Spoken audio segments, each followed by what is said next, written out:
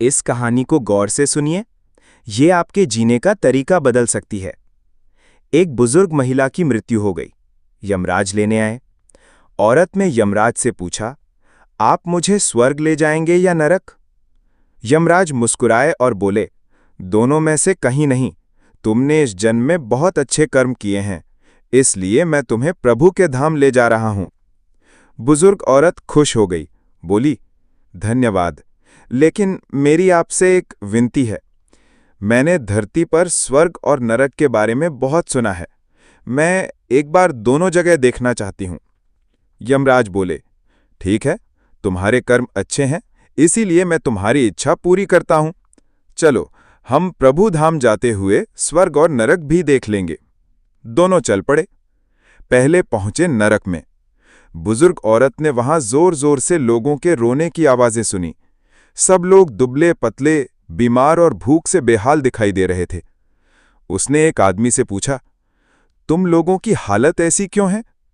आदमी बोला, क्या करें, मरने के बाद से हमने एक दिन भी खाना नहीं खाया। औरत की नजर एक विशाल पतीले पर पड़ी, लगभग 200 फुट ऊंचा। उस पतीले के ऊपर एक बड़ा सा चम्मच लटक रहा था और उसमें से बहुत स्वादिष्ट खीर की खुशबू आ रही थी। औरत ने हैरानी से पूछा, जब इसमें खीर है तो तुम लोग खाते क्यों नहीं? भूखे क्यों मर रहे हो?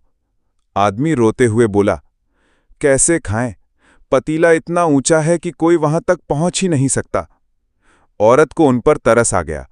उसने सोचा, बेचारे खीर होते हुए भी भूख से बेहाल हैं। शायद यही उनका दंड है। फिर पहुंचे स्वर्ग में। वहां औरत ने सबको हंसते खिलखिलाते देखा। सब लोग तृप्त, स्वस्थ और प्रसन्न थे। उसकी नजर वहां भी वैसा ही 200 फुट ऊंचे पतीले पर पड़ी। उसमें भी वही स्वादिष्ट खीर भरी थी और वैसा ही चम्मच लटक रहा था। उसने आश्चर्य से पूछा, यहां भी वही पतीला है, तो तुम लोग इसे खाते कैसे हो? क्या तुम्हें वही समस्या नहीं आती?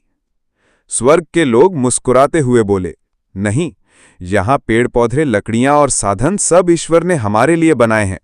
हमने लकड़ियों से सीढ़ी बनाई और सब मिलकर उस पर चढ़कर खीर निकालते हैं। फिर सब मिलकर बांटकर खाते हैं, इसलिए सब तृप्त और प्रसन्न रहते हैं। बुजुर्ग औरत यमराज की ओर देखने लगी। यमराज मुस्कुराए और बोले, ईश्वर ने स्वर्ग और नरक मनुष्यों के ही हाथों में दे रखा है।